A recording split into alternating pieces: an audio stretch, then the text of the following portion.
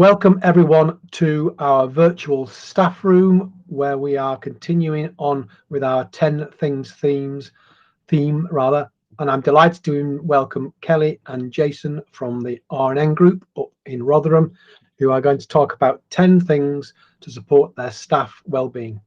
Kelly and Jason, thanks very much for coming along, and over to you. Thank you. Are you okay to present then? And we'll get rolling. So yeah, as Paul kindly said, we're from the RNN group. So we are across two different counties. It's South Yorkshire and Nottinghamshire. And this is sort of our journey through lockdown, but what we kind of learned to support staff wellbeing. We work in the quality team, so quality improvement. So yeah, it's been an interesting journey so far. Right, so we've changed it slightly. Rather than showing you things you probably already do and you can probably recreate really quickly, we thought you'd probably get more benefit out of the 10 things we've learned doing this, as well as sharing what we have done. So just prior to lockdown, we attended one of these sessions with Paul, and it was Stephen Hope up at Leeds who suggested they'd got a live chat. So we started developing a live chat ourselves using Google Hangout, so staff could come along, ask for support. In the past, it's been very much of they give us a phone call, they send us an email. Because we were going to be off-site, we wanted something a bit quicker, a bit more interactive, and we wanted staff to have instant support. There's nothing worse than being sat at home, stressing, panicking about something, and just needing somebody to give you an answer. So we developed the live chat. Staff would come in, ask us a question, and we thought we'd give them support, and then they would probably leave. And what we found during lockdown is people started staying in the live chat. So this live chat, which was our support, quality support, started growing. And when we spoke to staff about why they were staying, it was, well, this is still new to us. We want to learn from other people's mistakes. If somebody else encounters a problem, we want to be able to see how you've solved it. So when we come up to that problem, we're ready for it. So that was the first kind of thing they started stopping for. And then we kind of said, well, we're going to do a 9 till 5. Anytime you've got a problem, get in touch with us. Then during lockdown, we've got different commitments as a team. So we've got some people in the team that have got young families, so they prefer to be up earlier and finish earlier. And for people like myself, who prefer a bit of a lie in the morning, or maybe working a bit later in the evening, we were able to kind of align as a team how we did things. So yeah, they came in earlier. So that 9 till 5, knowing that staff are working all different hours as well, we could then offer support from 7 in the morning, sometimes as late as 11 o'clock at night. If somebody puts a quick comment on, we can quickly give them some support and get it in there quickly. And because it's a chat on your phone, it's more social. You don't mind doing it. It's quick in an evening, quick response, they're off on it. So yeah, it worked really well. People coming for support. It allowed us to put quick comments on, take a video on his phone, upload it. There's loads of pictures of screenshots with me pointing at different apps and different buttons they should be pressing. But yeah, it worked really well. And obviously through lockdown, it became more and more important and allowed us to move things along quicker because they weren't working for days for responses via email, or emails were missed. They were getting that instant response. But what we did find out was, the first thing we learned was that people like talking. So it set off as a support mechanism, but then one day we went into it and somebody just went, "Morning quality, how's everybody getting on?" And it suddenly developed from a support mechanism to a more social aspect. You'd see people in corridors and say hello to them. This turned into kind of a similar thing. How's people getting on? Any issues? And that kind of naturally got involved. And you saw the confidence of staff as well. When somebody came in with a problem, if they'd fixed it, they would give them the response as well. So they were supporting other members of the team and that kind of thing. So yeah, it changed completely from what it was to something a lot better. And actually that has now developed. We've just gone live on a college-wide chat, which has got 848 members in it so far. And we started that on May the 4th, so Star Wars Day, and that is just taking off people sharing success stories, they are sharing problems, they are helping each other out, and it's people that wouldn't normally talk to each other as well, so it's developing really well. The community is moving on. I thought it was just nice that people checked in on us because, you know, being in quality, we're usually the stay away. So as the quality leader during lockdown, it was what we could do as a team to support our well-being. If you want to click the next one. So the first thing we did was just have a daily check-in as a team. This was in terms of work, so a check-in to see what kind of support requests were coming in, if people were managing, were kind of people directing emails to one person, did we need to spread out the workload a little bit. So we did the check-in as a team in terms of work, but then what we realised is actually we were isolated, so we needed the social aspect as well. So what we put in from the start was a weekly wellbeing catch-up, and that was leave work, push it to one side. What are you juggling in your personal life? Let's have some fun. So we started taking it in turns to come up with a quiz, just something to get us talking and give us the social aspect we were missing. And by doing the quiz, it was also so useful because the tools that we were sharing with staff and advising them that they could use with the learners, so the whiteboard FI classroom screen, we could have a trial run, a demo of them while we were doing these quizzes. So putting into practice how staff might use them with the learners. So when they came for support, we'd have more, you know, ways to help them and how to sell the tool. So that was really positive. And the key thing we learned is it's definitely about more than just work. As a team, we need to focus on staff wellbeing, the personal life, and during lockdown we just didn't have that. So it's about making the time for those check-ins. Are people okay? And then that evolved to, well, we're having these Google Meets, why don't we just have one open? So running all the time, and then people in the team could dip in. So we have a WhatsApp group. Oh, I need help with this. Okay, would you mind me running this idea past you? So what we would normally do in the office, you know, you'd turn over, you'd speak to the person behind you or next to you. We created that sort of environment where people could just drop in, and sometimes people would stay in there.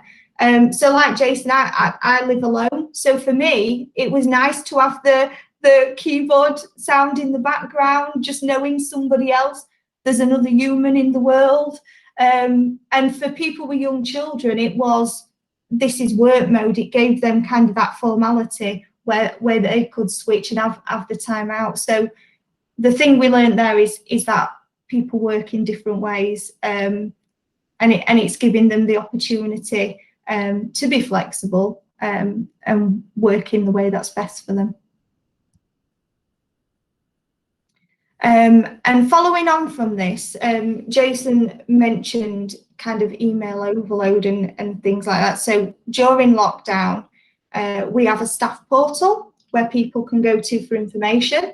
Obviously, senior management, we're sending emails out, but people were remote, they didn't know to go there.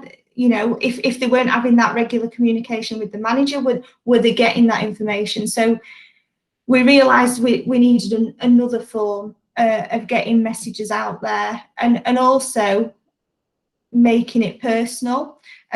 So what we did is design a newsletter. So I will just see if I can share that now.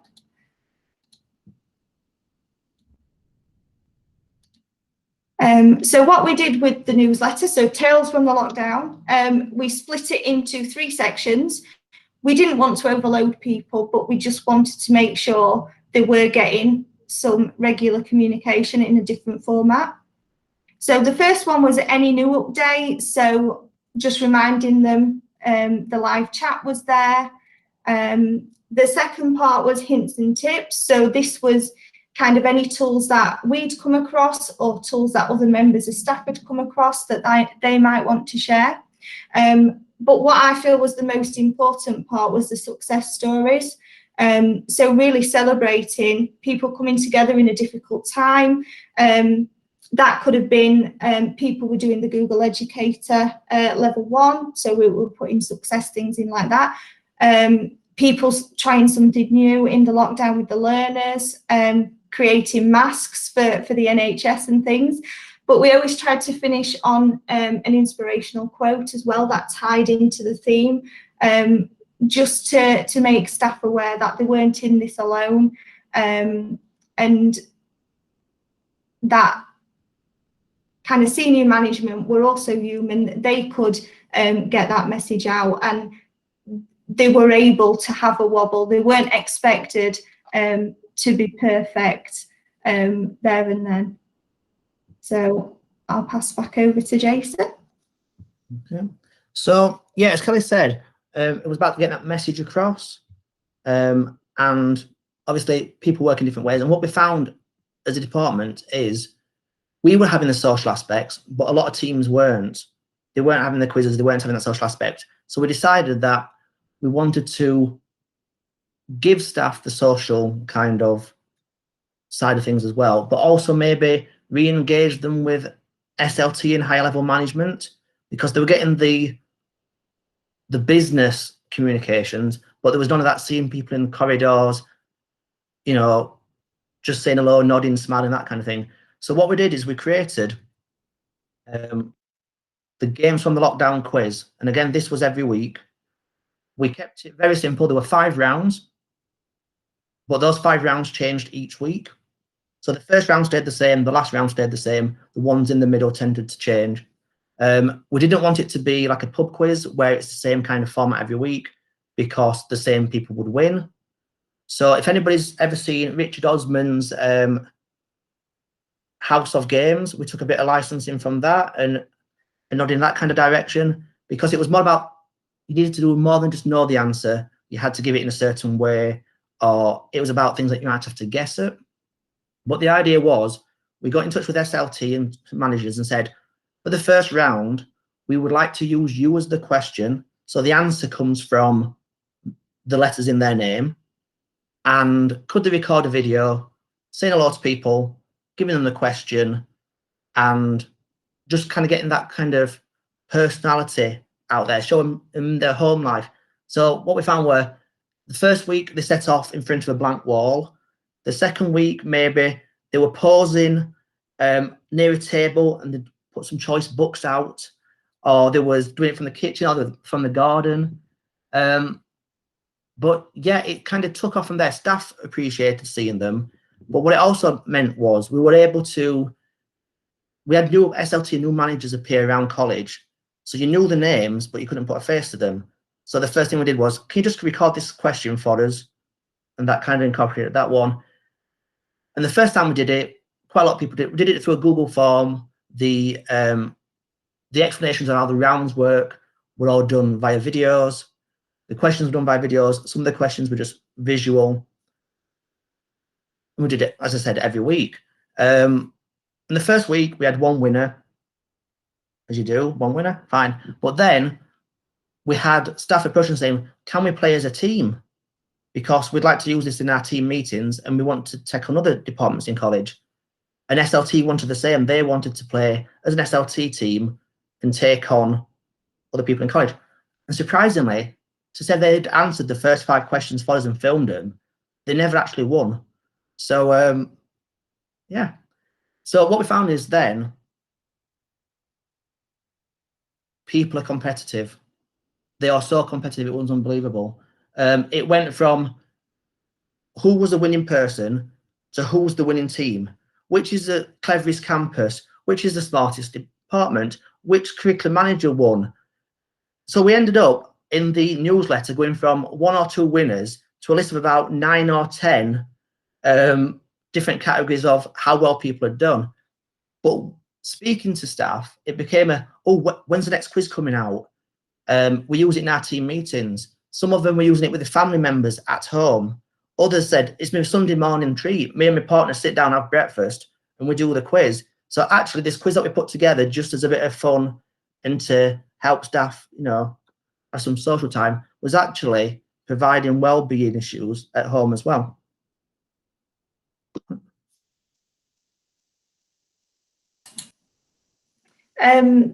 As part of this, we were kind of already looking at the CPD offer that we delivered to staff and how we delivered training, what would be meaningful training. And as part of our journey to become a Google reference college and lockdown, we developed what we call the SEED model. And this is our CPD plan, and it's based on, we didn't just want to do the digital skills. We knew that was important, and we knew staff were working towards the Google Educator qualification, but we also knew this wasn't going away, so they needed that awareness of blended and how to plan a blended curriculum. And also, obviously, we're on our journey ourselves, so we always want to improve the quality of teaching, learning and assessment.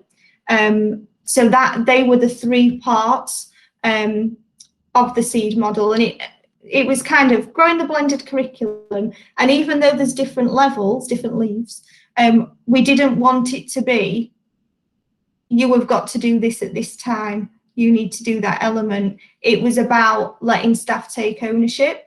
And to do that, at the start, staff do a blended MOT, so their methods of teaching.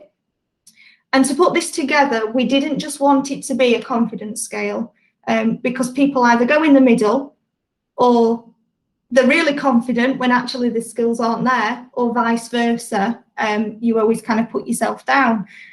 So we wanted this to be a mixture of the SAMA model, the JISC and the set professional standards.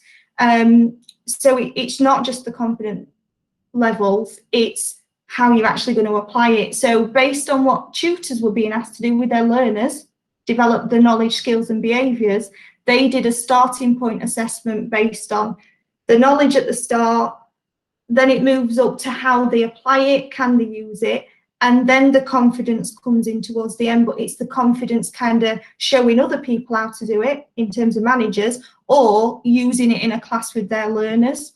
And we just wanted it to be a whole journey, so they know the starting points. They've got a spiky profile, because where we needed people to be maybe for using Google Meet, and in terms of planning a blended curriculum, we're at different levels, so everybody would have areas that they knew they needed to work on.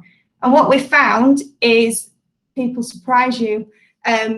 We promoted this model in a very different way. So usually we'd have to do sort of a formal report, but as you can see from the SEED model there, we did it as a visual. So this is the model, this is what we're proposing, and this is what we want to share with staff. We don't want to keep anything hidden. It's all open and honest, and staff take charge. And I think the biggest thing was the buy-in. So SLT buy-in, they really promoted the model to the point where we'd be in meetings, and some managers were kind of quoting it to the staff. And if you remember, in the SEED model, it's such and such. So I think the key thing is people do surprise you, and that buy-in really helps to make sure initiatives work. And that led on to the conferences. You're on mute. Thank you very much. I know I'd do it at some point. Yeah, so as a college, we tend to have 3 conferences through the year, and that normally involves all the campuses coming together on one site. They would take part in a keynote speech. They would then have to book onto 4 sessions throughout the day. What tends to happen is you're limited by class sizes. So those classes filled up. Staff would then have to book onto another session, which maybe wasn't what they wanted. So then you don't get the same buy-in, you don't get the same kind of engagement in these sessions, because some of them are sat there thinking, I didn't want to do this, and actually there's better things I could do with my time. So that was something we wanted to avoid. So we obviously went for the first virtual conference because we couldn't have them on site. So in August, we had this first virtual conference. We went down the even better if route because we didn't want people to feel that we was telling them off. It was about them taking ownership. This is where you are now. It would be even better if you could do this, and about self-reflection and moving on. And the even better if then developed, and we've even had it used against us. Oh, that was really good quality, but it would be even better if. So yeah, we've kind of set off a trend of even better if mentality. But for the first virtual conference, there was concerns and anxiety from managers. How do we know staff are going to be turning up? How do we know they're going to be actually participating in this? They always sign in on a normal conference. They sign into every session. They do this, and it was very difficult. They were panicking a couple of weeks in advance. Well, how do they sign on to these sessions? You've not sent anything out. And despite saying it's a virtual conference, you don't have to sign on to anything. The content will be there. You just have to turn up at 8:30 in the morning, sign in, everything will be explained to you, and you just pick the sessions you want to attend and participate in the CPD that is relevant for you. So we decided that one of the things we were learning through lockdown is risk-taking by us, encourage risk-taking by others. So within this first virtual conference, we decided that the first keynote, we would live stream via Google Meets. And it was the first time we'd live streamed via Google Meets. We had no rehearsal. We said to staff quite openly, we're going to give it a go. And luckily it worked. So that one went down okay. We then decided at lunchtime, and I know Alex was involved from Estonia. She got involved. And I know Paul was involved. We did our first live stream kind of discussion over YouTube. Again, no rehearsal, straight in.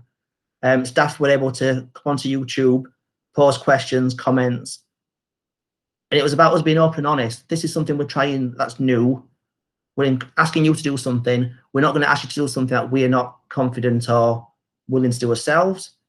And then in this first conference as well, we had a bit of well-being because we did a college-wide kind of staff award ceremony, which again was live streamed. And as Kelly said, one of the key messages was it's okay to wobble. It doesn't have to be perfect. You know, we're not expecting perfection. Wobbles are fine. And that became the quote of the day. It's okay to wobble. And that came just off the cuff from the deputy principal who was doing the keynote. So that kind of like helped us throughout the day. And for everybody, I think it was a very different experience doing a virtual conference to what they were aware of. You know, technically wise, we had no issues. Human error wise, we had a few. So the conference went well. Staff had asked for, in previous conferences, could we have the training in the morning and then in the afternoon, maybe other sessions where we can ask questions about it and learn from that. So we gave them what they wanted. That isn't how it worked out. They didn't attend the sessions in the morning and turned up to the live sessions because that was what they were used to doing. And so that had to be adapted. We told them that they had to just dip into sessions whichever one they wanted. So that there was enough content there, in fairness, for maybe 3 or 4 days constantly. And staff are panicking, thinking, how are they going to get this in a day? And it's like, no, you just nip into what you want. We've given you enough content to use your MOT as guidance, see things that you want. If you go into something that's not for you, you leave. If you start doing something that's not for you, or you want to do it and you want to try something different, it's open to you. You're taking control. But because managers wanted staff to sign in, we had to come up with a method of getting them to sign in. So we ended up developing a Google form that attached to every single session that they could attend, and they just had to click it and it registered their college email so we could track sessions. But it just became a bit overkill, and it was quite clear that there was a bit of trust issues. How do we know staff are attending? How do we know they're not just clicking buttons? That kind of stuff. But at the end of the whole conference, we asked staff for feedback. And the first thing was, what did you enjoy? So we've got some of them here. So they enjoyed the whole virtual experience. They thought it was fantastic. The interaction, the taking control, the fact that they could build their own pace and focus on things and that kind of thing all worked really well.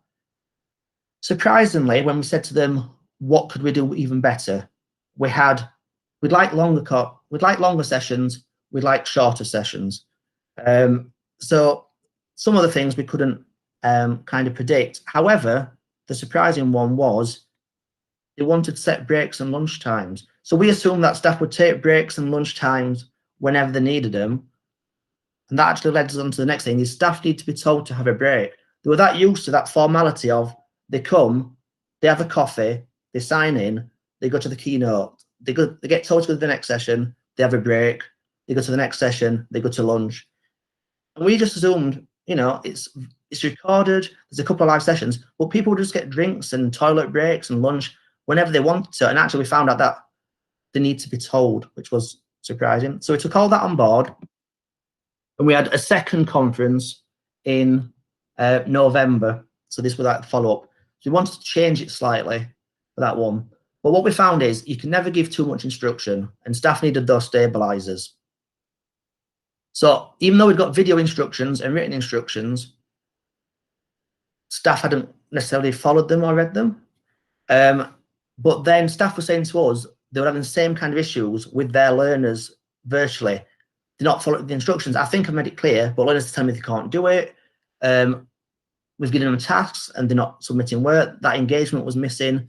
So luckily for us, between the first kind of conference and the second one, we were able to do some deep dives around college and visit learners and find out how they were getting on. And we wanted their feedback on the blended side of things. How is it working for you? What are the issues you are facing? You know, how can teachers make it better?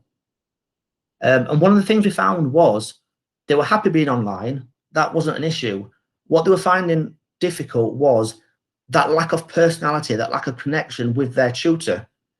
And they'd say, well, in class, they might give us an activity to do, but they would then tell us and explain to us verbally what to do. They wouldn't just rely on us understanding from these simple instructions what we had to do. And that's what they were missing. So we tried to then take everything on board and try and get that message across to staff as well. So we did the Even Better If Conference 2, which I'm going to share with you quickly now because it's easier to show you. So we kept it as the Even Better If Conference 2 because we didn't want it to feel like it was a separate thing. It was a continuation of what they had to do before. And the only thing we asked staff to sign into was at the beginning. Can you just sign in to let us know that you're actually here? And that was it. And we decided we were going to incorporate a lot of well-being into this conference, but we didn't want it to feel like it was an add-on or an addition or just shoved on as a bit of a gimmick. We wanted it to be interweaved throughout and have a purpose behind it. It wasn't just well-being for the sake of well-being. So we brought in the focus for today. So we looked at the well-being, still looked a bit of blended TLA. We just purchased Google Enterprise, so we've got a couple of sessions on that one, and we've got some recording studios that we'd set up in college to encourage staff to record sessions and to work digitally. So it was about incorporating that one. We learned that staff don't watch videos necessarily, but they will attend the keynote. So this time we live streamed the keynote, and this was myself, Kelly, and the rest of the team saying hello, really informal, but also giving them hints and tips and reminders of how the day worked. It was all about just visiting those sessions that they felt were useful, and we hoped they'd get something out of it. And then we started weaving in the health and well-being things. So we started off with this one, which was about how learning new things is good for well-being and self-esteem and achievement. So that will then encourage them to carry on working. We had them doing some classrooms, which I'll come back to. We had a classroom for each of our sites. And then the live sessions tended to be mixed up. So you can see we've got a little bit on using Google stuff, and Paul helps out with that one. But then we had the Teach Ed team come in and look at teaching, recap, refresh, recharge, reflect. So that was just very informal. They come in, they discuss things, maybe problems they were facing, all that kind of stuff. And then we had some other kind of training sessions going on. Because it was Remembrance Day, the public service students were doing a small kind of remembrance event. So it was a group of about 30 of them. They were going to do some readings, they were going to raise a flag, they were going to do the bugle kind of call. And we was asked if we wanted to include it in the conference, which we did. But for the well-being of the learners, what we did was we live streamed it using Google Meet. So they were in their safe zone, presenting and reading to their peers and their tutor, whereas the rest of the teaching staff, I think it was 200 and odd, were watching the stream. So the learners didn't feel the pressure. They knew some tutors would be watching them, but didn't get the whole thing. And actually, that was a really good part of the day. Staff felt it was really emotional. It gave them time to think and reflect. And that actually worked better than we thought it would be. And people really appreciated that. And then the day continued. At lunchtime, we figured people would be losing a bit of energy. So we had our health and activities lead do a Pilates warm-up, thinking some people might want to do that before lunchtime, get them active. And you can see, actually, we've got clear coffee breaks, lunch breaks, that kind of stuff. In the afternoon, then we thought people would be getting a bit tired. So we had one session followed by some life affirmations from Chris Hemsworth. If you've not seen them, these are hilarious. It's all about health and well-being, but become one with chaos, rolling with the new norm, inhale possibility, not bugs, and breathe or don't. And breathe or don't's my favorite one. But the quick short videos, they just had a bit of fun to the well-being side. Towards the afternoon, then we realized they were getting a bit tired again. So we had a bit of a progressive muscle relaxation. And then at the end of the day, we even included the well-being that told them how to switch off, how to forget work, how to close down for the evening and just kind of relax. And what we found was that ownership, that relaxed feeling, the fear that managers had of, well, staff won't be participating or they might leave early. What we found were, yes, some staff left early, but then they came back on later on in the evening. So we had people, you know, working on this kind of stuff from 8:30 in the morning, and then we were getting notifications from the classroom that they were doing work at 8:30 at night. So it completely changed the way it was. People had kind of bought into it and realized it wasn't just a day event. This is, they can nip in and out when they need to. It's about developing themselves at a pace that's suitable for them, and interacting with content that's suitable for them.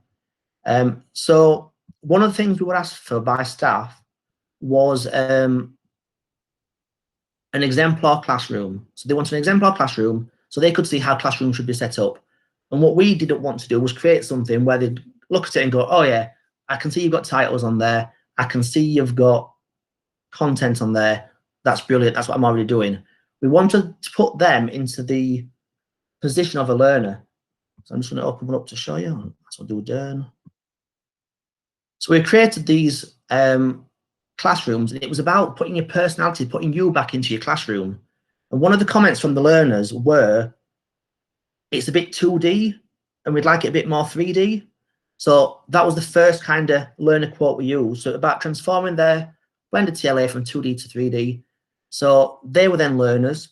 They would follow things through. So if you look, we've got an introduction. It was about what is blended TLA,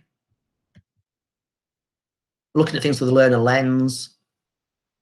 We coined phygital, so physical to digital, and looking at Generation Z, how to personalize it and add yourself and emojis and stuff into your learning. But as you can see, we're modeling what we're asking them to do throughout. And what we found were learners would be happy having a video explanation just so they could see the tutor. And it was about encouraging staff to do it and to learn from the mistakes they were doing to learners. So they were putting PDFs on and then wondering why learners couldn't complete the activities or were struggling to complete the activities. And there was kind of that barrier. I think staff were too focused on the issues they were having. Learners were having issues and were focusing on that. And that kind of put a barrier between the tutor and the learners. So we looked at ways of how can we get that message across. So we deliberately to put some sessions, some activities in that use the same kind of resources that they were using with learners, that then they couldn't answer, they couldn't complete properly, and ask them to comment on how they were finding it. And at first you could see that one or two people, well, how am I supposed to complete this? This is impossible. What a silly activities do. And then about 2 or 3 people further down suddenly went, oh, wait a minute, this is what we're doing to us learners, isn't it? I've used an activity like that. And then it turned into, oh yeah, I can see what we've done wrong. And then people started sharing how they'd found workarounds and how to develop these resources they'd got into something that actually worked for learners. So that was the first thing we wanted to tick off. Obviously, the second one was about getting them into the classrooms. But thirdly, we wanted them to start recording themselves. And staff had got a mental kind of thing of, I can't record myself. Learners won't like it. I won't like it. And what we found when we were doing the quiz, we got that used to recording ourselves, that what took us 50 odd takes for a 3-minute video at the beginning was then like 1 or 2 takes. Yeah, give me a camera. I can do your video now, not a problem. And it was about, once you've done one and getting over that barrier, it's easier. So we were a bit mean.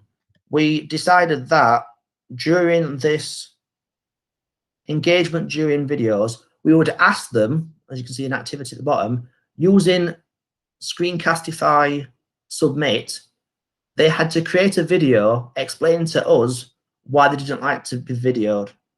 So we kind of forced them into doing the one thing that they didn't like to do by explaining to us why they didn't like to do it. And actually, staff just did it. It was an automatic response. The pressure had been lifted and they just created it. So actually, it worked really well for us. And it worked really well for staff. And what we found was, we wasn't sure if people would find the image and the videos and stuff a bit gimmicky. But what we actually found were, they loved the fact that they could see it from the learner's point of view. Even though it was virtual, new staff were saying it was nice to meet people. So that kind of digital presence had become the norm. People felt like they were meeting people. They loved the health and well-being and how that had been kind of involved, and how they wouldn't have done it if it was a physical session in college, but in the safety of their own home, they quite enjoyed it. And they loved the actual thing that we thought they might find a bit gimmicky, and that connection with the learners. So, right. So moving on now, we're going to have a little bit of a quiz. So this is where we're going to get you to have a go. Oh, no, yeah. Don't worry. We've got 8 questions. We've kept them fairly simple.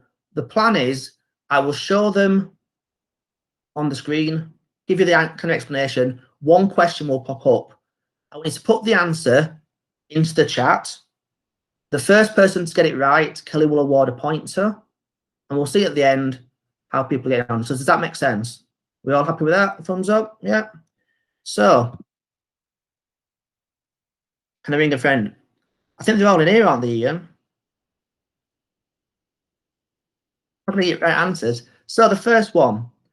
So the first round was always, it's all in the name. So this is where we took the SLT member or the member of our team or whichever manager we were using, and the answer is made up of the letters in their name. So, for example, if we were using Kelly as an example, I could say a Scottish garment worn by men similar to a skirt, and the answer would be kilt, and the letters K-I-L and T are in Kelly Bayton.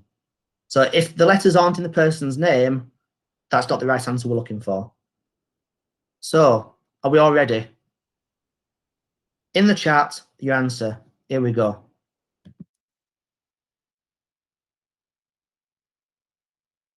So I'm hoping you all know what that is.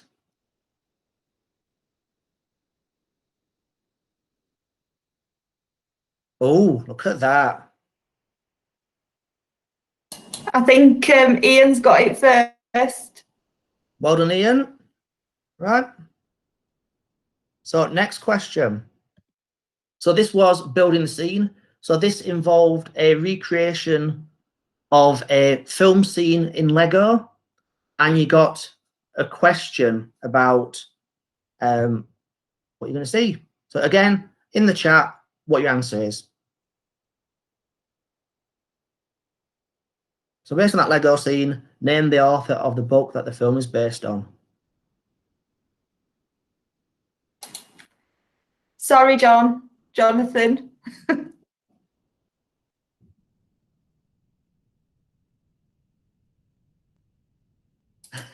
I think Chris is the quickest there. Yeah, well done. Right, so the next one is sum it up. So this is where maths involved.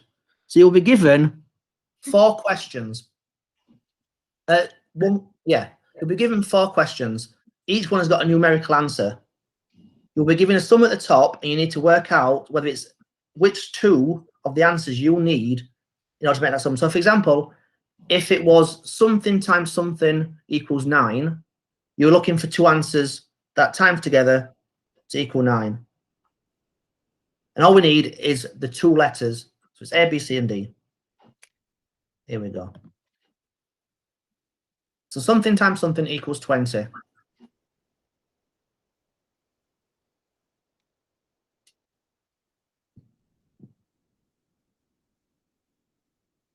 I hope you can remember answers to this, Kelly.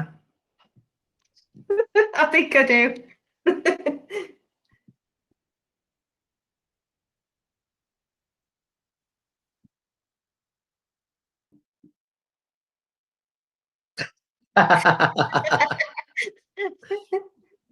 Worst case scenario you can guess. Oh, Well, Ian, yeah. well done, Ian. So yeah, a bee's got 4 wings, and the atomic number of boron is 5. There we go. Very good. So round 4, this is a nice easy one. This is just a multiple choice, A, B, C, or D. So even if you don't know, you can have a guess. But these ones, we deliberately created questions that we thought people wouldn't know the answers to. So it made it a bit fairer. So in this one, which of these is not a Shakespearean insult? So which one of these is not a Shakespearean insult? A, B, C, or D?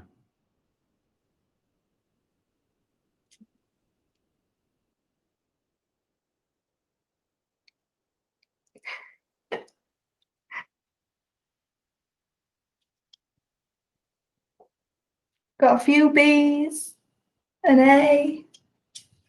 I'll tell you, nobody's got the right answer yet.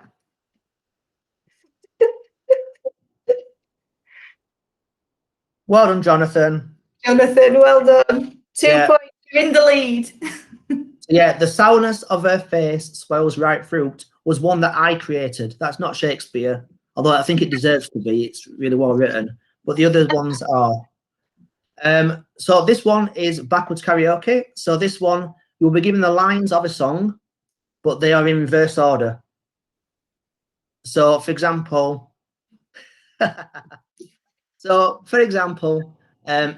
if you identify that was Happy Birthday, you don't put the answer down as Happy Birthday. You have to give us the title of the song backwards as well. So you'd have to say Birthday Happy.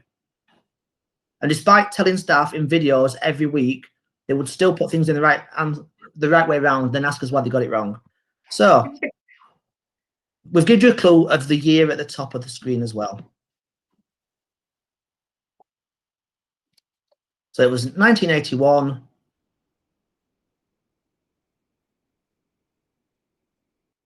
And it's the name of the song, but backwards.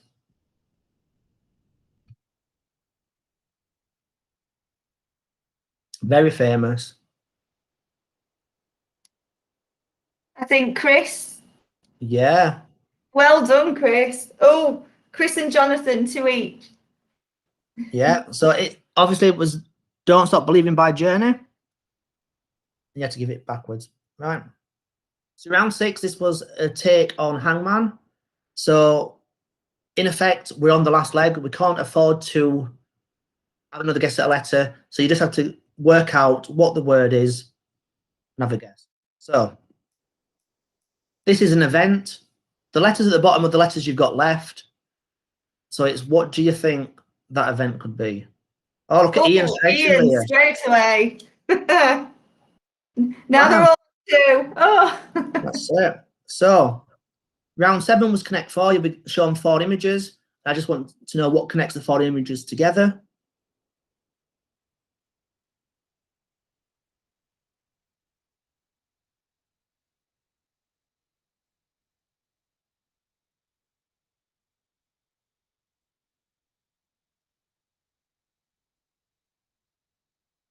Ooh.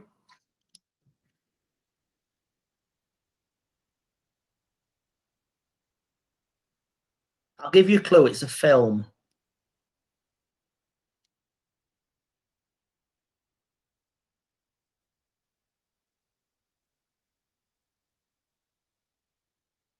Struggling? We've got Iceman, Goose, Hollywood, and Maverick.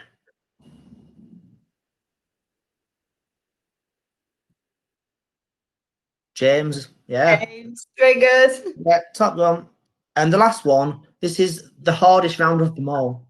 So this is you blend two answers together. So if you've seen House of Games, they call it Answer Smash, we've blended them. You know, blended learning, blending them together. So for example, you'll be given a picture and a question, and the answers of them will overlap. So for example, if it was a picture of me, Jason Thomas, and it was asking about the animated train episode, thing done by Ringo Starr. First one's Jason Thomas, Thomas the Tank Engine. The Thomas bit overlaps, so you get Jason Thomas the Tank Engine. Here we go. And it was always the people we'd use in the first round that repeated in the last round to try and repeat what they learned. So we've got the picture, we've got the question, merge them together.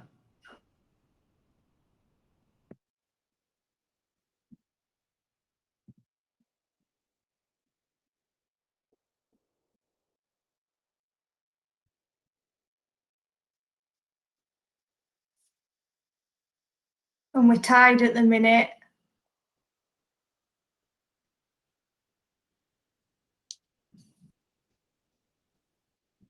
So the picture will come first.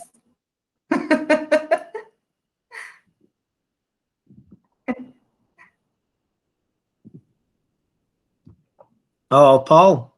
Paul. All right, so that was games with a lockdown. Well done, Paul. And it's ended on a tie. So Jonathan, Chris and Ian all have 2. So well done. And I suppose what we've learned, the main thing from all of these is trust changes culture, and it is all about the mindset, but you have to have buy-in from everybody to get anywhere, really. So by giving staff ownership with the CPD and all of these activities, that's what we're hoping, that we're on a journey, and people will grow and share.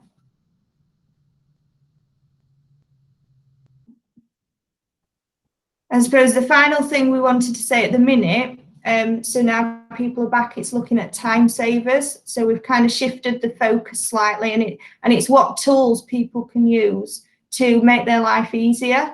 And a colleague of ours, Naomi DeVille, she's always described herself as a technophobe, has really used Moat. She's an English teacher, and it's about how to make her life easier so she can have that time with students, and it's more meaningful time. I'm not sure if we've got time for the video, Jason, but we'll share the link with Paul, so if anybody wants to watch it, you can.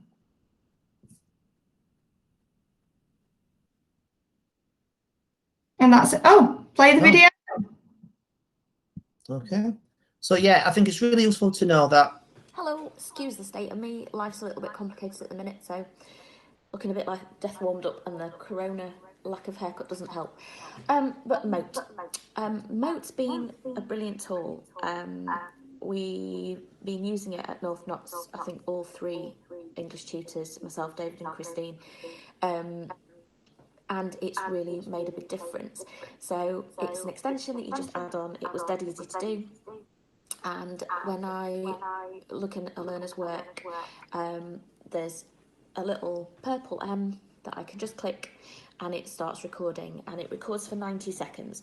And that 90 seconds is plenty long enough for me to be able to comment on the learner's work, make a few specific comments about things that they've done well or things that they need to change, and just to sort of give them a bit of feedback. The learners have really enjoyed it. It's actually meant that they are listening to the feedback and responding to it. When you write feedback, we found that mostly it's just ignored. So you feel like you're spending a lot of time writing feedback, and nobody's doing anything with it. But since we've been using Moat, I've had a few learners who have come back and said, thank you for the feedback, and I'll look at that, or, you know, I'll take that on board, and, you know, they've done something with it. They've really enjoyed the sort of more personal feedback that they're getting from it.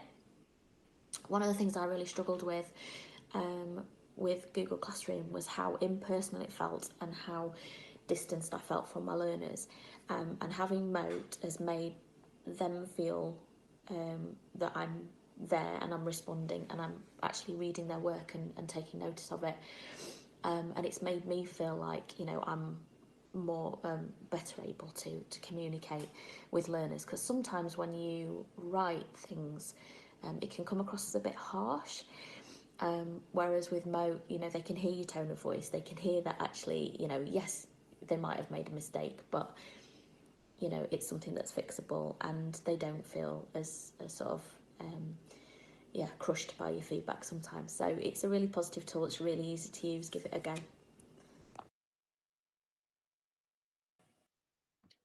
So yeah, Naomi recorded that for us because we were trying to do some training with another department, but we thought it's that heartfelt and that open and honest about her journey and how tech has actually helped her. What she saw as a barrier to start off with has helped her reconnect with the learners. It's quite powerful. So yeah, we thought we'd end on that one. Brilliant. Thank you very much, Kelly and Jason. That was absolutely fantastic. I'm sure you could have given me notice of those questions to give me a better chance. And that first question, I panicked. I wrote complete nonsense. What was I thinking? So, absolutely brilliant. Thank you very much for that. Some things that just jumped out at me that you might not have registered. One, the ordinariness with which you presented what you're doing. These are astonishing things, because the change that we've seen from our side at Rotherham Group has just been astounding. So that you know, fantastic credit to you and the team, because you are absolutely crucial in that change process, and you've substantially changed the culture there, and you should be really, really proud of that. And the way that it's clear that you've done it is by being responsiveness to the people that you work with and that you support, and making sure that every step of the way, the technology that you use in order to do the very best you can to maintain the human element of it all. And that kind of came through all along. It's about responding to their needs, making them feel human, making those human connections, and those things were just absolutely crucial. And it's that whole thing, isn't it? I go back to this a lot about Maslow, that you need to meet the needs of the individuals before you can think about learning anything. And that's certainly true of your staff as well as it is of your learners as well. So that's absolutely brilliant and really, really impressive presentation. I will very quickly, we can deny Josiah. I think we can deny that person as well. Thank you, Jamie. Just quickly, if anyone's got any questions, we are at 1 o'clock, but if anyone wants to ask any questions, put your hand up so we can go through, or we're probably a small enough group for you just to unmute if you wanted to do that, just to finish off. Yes, Jason, which app did you use for creating those animations? Brilliant. You know, on the conference site. We used Trello, I think it was. So it's a free app you can use. I'll put the link in. And it helps you to create lots of little things. So, any other questions? You can raise your hand if you want to make a comment before we wrap up. Yes, Ian? Yeah, Jason, Kelly, thanks for that. I really enjoyed it. And Jason, you just got to stop watching so much television with Richard. You know, there is other things you can do at 6 o'clock. Not necessary. I saw so many of the things there. Of course, my favorite one is, where is Kazakhstan? Where was my geography question? But anyway, no, the thing that I was going to say was the